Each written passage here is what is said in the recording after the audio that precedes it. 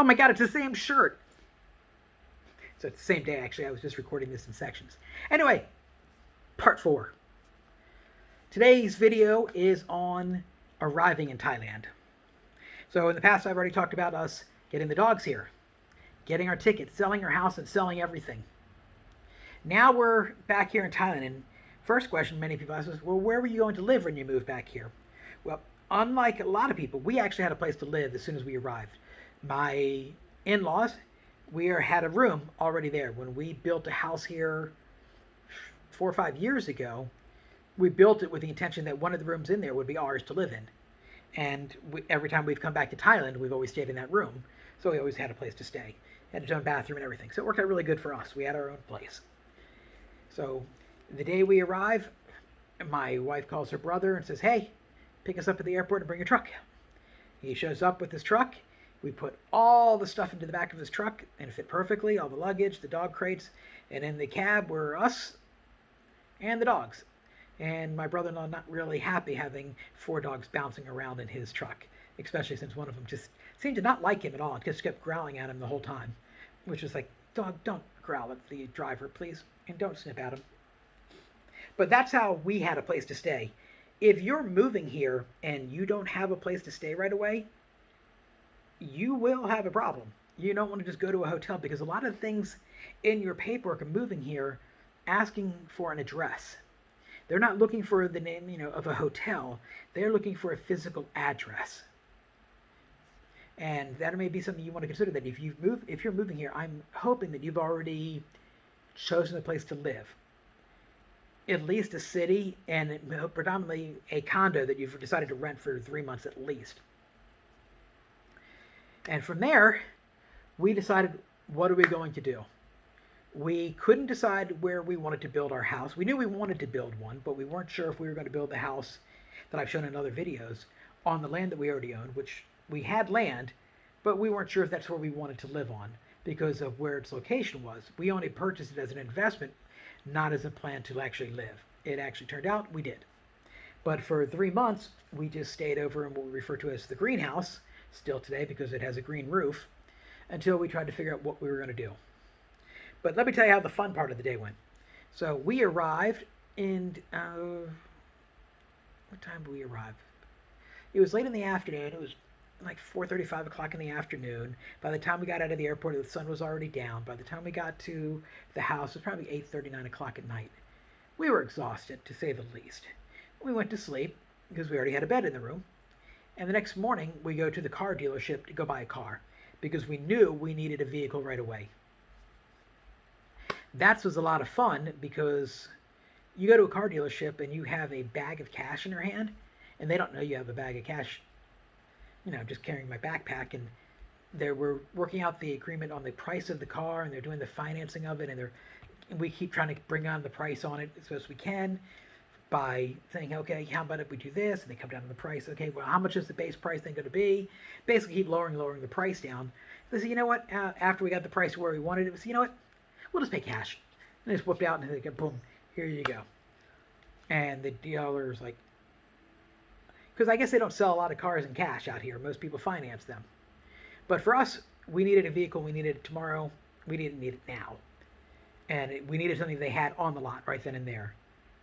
So we looked around the lot and said, which ones are for sale? We found the one we wanted. It wasn't exactly the car we wanted, but it was the car we needed. And that to us was the most important thing.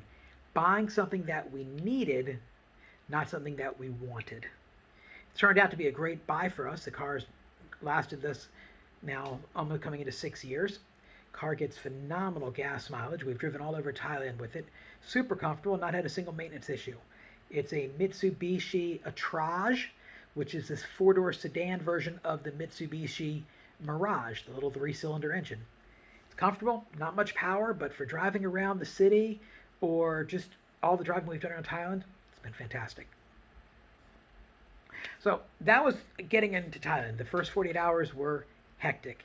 Getting the dogs adjusted to the new house, hectic, because they're stray dogs in our area. So my brother-in-law, that the night we moved in, the next morning, he went out to the metal shop and picked up a bunch of scrap metal, and by the end of the day had welded a small fenced area in the back of the house just so our dogs would have a place do their business. It was very nice of him. Didn't ask him to do it. He just realized it was something that needed to be done. And that's where the dogs were. And we just weren't happy there because there's just too many people in and out all the time. The dogs were always going crazy because they weren't used to so many people in the house. So we moved over to the other side of the stage where my sister-in-law lived, which is the house next door to us. And we moved in with her. And that worked out great because she had always planned for us to live there, so she actually built a second room just for us, just in case we should ever decide to live with her while we built our house. Super great family I had married into, I have to tell you. Super great.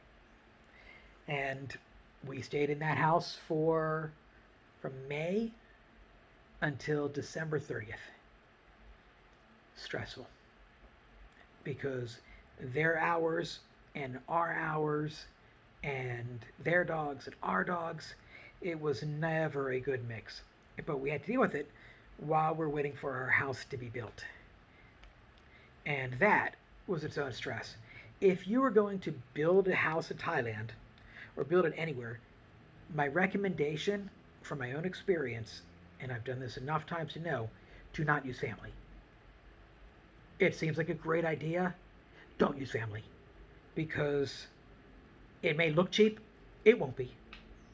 It will just be long, and you'll feel like you're being taken advantage of all the time. Because if something else pops up for them, they think that it's okay for them to walk away for a couple weeks and then come back and finish your house. Or, I'm just going to take a drunk day, which you'll find common here in this country. Drunk days. It's a national holiday. Anyway, I digress. So, you're moving here. Have a place to stay right away. It may not be your final destination, but it should be your first destination. Knowing where you're going. And then, after you move in to your new place, if it's not furnished, you get to take the time to go to all the stores and purchase all that stuff you sold in your home country and get it all over again. New couches, new dressers, night tables, lamps, kitchen table, microwave, pots, pans, dishes, stereo, television, beds, nightstands. Things you don't think about. Washing machine, laundry soap, dish soap, dishes, spices. You don't buy them often, but you have to restock everything. We needed to buy everything all over again. And I've done other videos talking about the cost of relocation. And those numbers are based in real numbers about what we spent just to get everything that we wanted back. We didn't buy everything we had. We just bought the stuff we needed. In fact, I'm still finding stuff that I have been looking to get for 6 years. And as a perfect example, I loved my George Foreman barbecued grill. When I had it in LA, I use that thing at least 3 times a week. I have been looking for one for 6 years, and I finally found something that's comparable last month for 1,000 baht. I bought it instantly. The price wasn't the issue, is that it was the first time in 6 years that I've actually found something that I'm exactly the type of item I've been looking for. So it's a panini press / grill, and it works great. I've done steak and chicken on it now, and it's just so much easier to do that than cooking in a pan or grabbing the barbecue pit and setting up barbecue chips and going through that whole rigmarole. This one's down, 5 minutes later, finished. Love that thing. But I digress again. If you think that moving to Thailand is going to be easy and not expensive, think again, because those are all the things you need to, let's say, restock to get your home, your life, back to your sense of normal. Your normal may change, but you're going to find things that you're going to want to purchase all over again. A perfect example for me, I have a sewing machine. I like to hem my own pants. I'm a short guy, and they normally don't make pants that fit my legs. So I always ended up buying longer and sewing them up. Learned how to do that in high school. Strike that. Middle school, back when they used to teach home economics, we had half the semester teaching you how to cook, the other half how to sew. I highly recommend schools do that again, because those skills I've used my entire life. Even when I was in the military, knowing how to sew on buttons, man, that was a valuable tool. Anyway, hope you got a little bit out of this video about thinking about your moving to another country and what you'd have to buy over again. Because, let me tell you, it's not cheap. It's not easy. And finding the things that you want and driving all over the town to find them at the price you want to pay is mind-numbing, because you don't want to overspend, you don't want to get a lower quality, you don't want to get something that's going to break in a few years, and you want to make sure that it's going to last you. And we've done a pretty good job. We're still acquiring stuff. Some of the stuff we purchase we don't like after a short time, like our couch. We don't like it. We deal with it because it's easy to clean. Because the dogs our old dogs used to sit on the couch. The new dogs don't. We've trained them not to sit on the couch. So the old ones, it was so easy to wipe the dog fur off of it. Not the most comfortable, but it was easy to take the cushions off, wash them, and the hair went away. But that's an example of buying what you need, not always what you want. Anyway, this has been part 4 of my multi-part series about the relocation to Thailand. If you liked it, have questions, leave them in the comments below.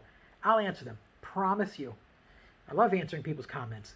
If you find this helpful, or you know somebody who's thinking that, man, once this stuff is gone and I can move to Thailand because I want to get out of the country I'm in because these people are crazy,